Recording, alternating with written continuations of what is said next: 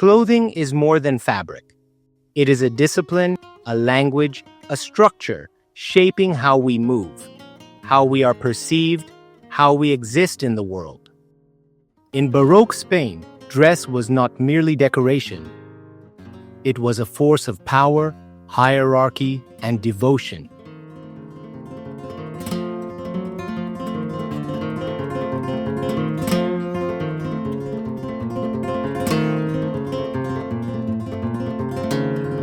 This is the story of Baroque fashion, not just as an aesthetic, but as a somaesthetic experience, where fabric shaped the body and the body shaped history.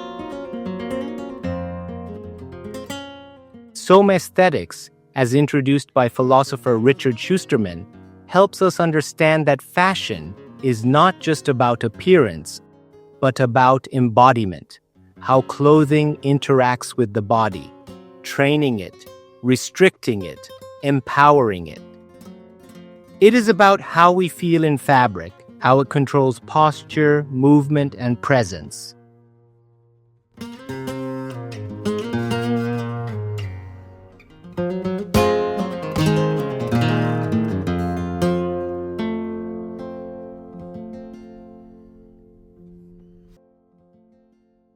Power was worn. The Spanish court did not just dress for status, they dressed for control. The stiffness of a high collar, the weight of a golden sash, the tight structure of a doublet, each element dictated posture, presence, and hierarchy. The Count Duke of Olivares, King Philip III's most trusted advisor, carried a golden key, symbolizing his authority over the king's private chambers. His clothing was a uniform of dominance, with fabrics so fine that they signaled status even in their mandated blackness. Velázquez captures how clothing reinforces power. The high collar forced an upright posture. The rich embroidery skirted sumptuary laws banning color, and even his hat signified privilege. Only grandees could remain covered in the presence of the king. The privilege of wearing a hat before the king was one of the highest honors in Spain, granted only to grandees. Black court attire was mandated by Philip IV, reflecting Spanish austerity and religious devotion. Yet nobles circumvented these laws by using the richest fabrics, intricate embroidery, and imported silks, making black a symbol of wealth rather than simplicity.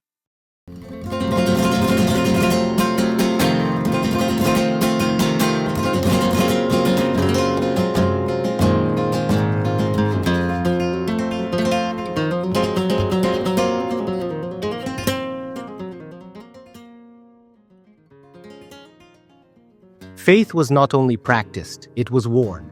In Baroque religious paintings, fabric structured spirituality. A saint's golden robe was not just decoration, but a weight upon the body, a burden of faith, devotion, and martyrdom.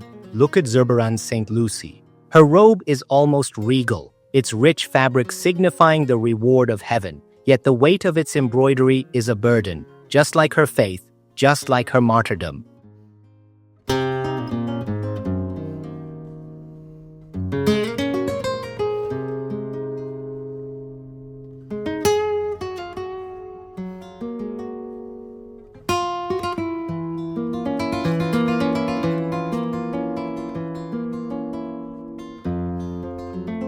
The blue of the Virgin Mary's robes, lapis lazuli, imported from Afghanistan, was more than pigment. It was a message, purity, divinity, a celestial body on earth. One of the most expensive pigments of the Renaissance and Baroque periods was transported via the Silk Road. This deep ultramarine blue was so valuable that artists often used it exclusively for the Virgin Mary's robes, reinforcing her sacred presence in paintings. This pigment was more valuable than gold, leading to disputes over its use. Contracts between artists and patrons often specified how much lapis lazuli would be used in a painting, with the most expensive commissions ensuring the deepest blues.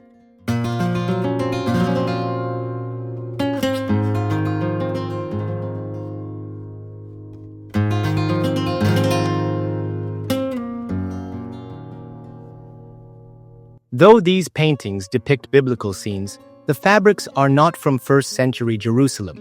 They are from 17th century Latin America, woven by indigenous artisans infused with local textures and motifs. Even in sacred art, fabric was a site of cultural fusion.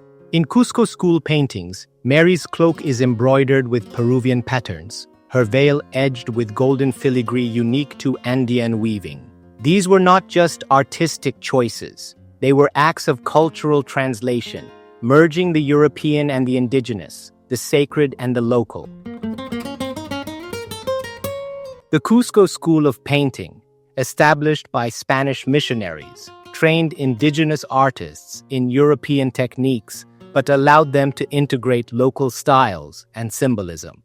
Unlike European religious art, Cusco paintings are often highly decorative, featuring elaborate gold leaf backgrounds and patterns reminiscent of traditional Andean textiles. Mary and saints in these works frequently wear clothing inspired by Peruvian nobility rather than biblical garments, reinforcing Catholicism's adaptation to local culture. Look at Nicolas Correa's wedding at Cana, how the mother-of-pearl inlay transforms the fabric. The garments shimmer in the candlelight, reinforcing their divine nature.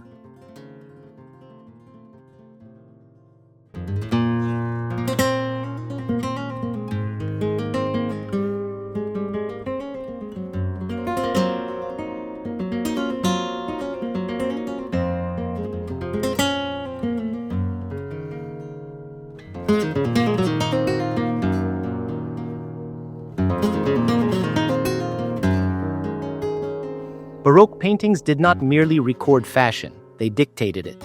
A noble's sash, a saint's embroidered robe, a king's gilded cloak, each element constructed identity, guiding viewers on how to dress, move, and perceive power.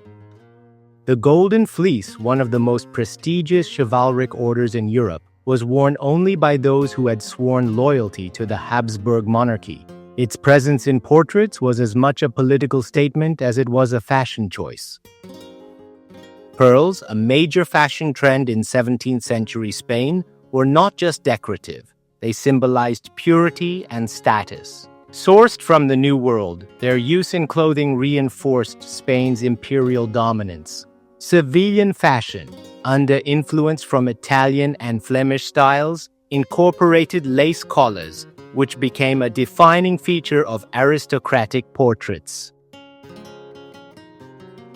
But not all garments in Baroque Spain reflected power. Fashion also revealed absence of rank, of privilege, of access.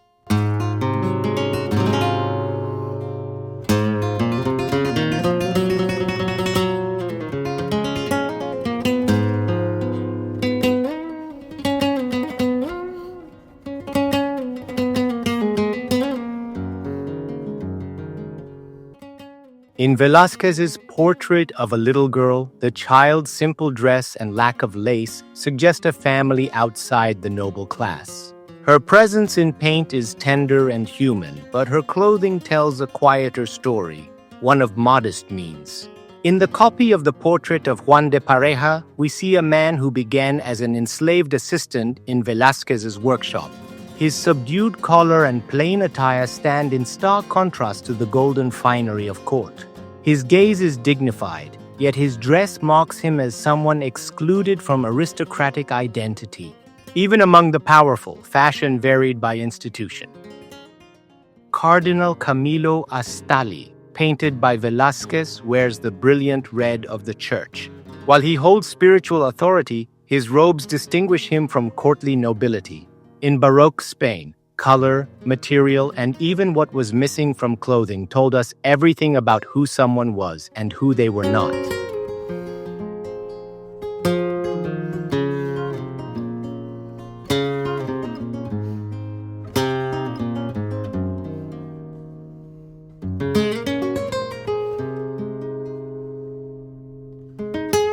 Baroque fashion never disappeared. It lives on in the gold-threaded robes of clergy, in haute couture structured gowns, in the ceremonial power of a politician's suit. Fabric still shapes movement. Fashion still structures identity. Clothing is more than fabric. It is history, identity, power. To wear a garment is to move through time, stitched into the cultural memory of those who came before us. The past is not gone. It lingers in every seam, every fold, every carefully embroidered thread. Fashion is not just something we wear. It is something we embody, something we inherit, something we continue to create.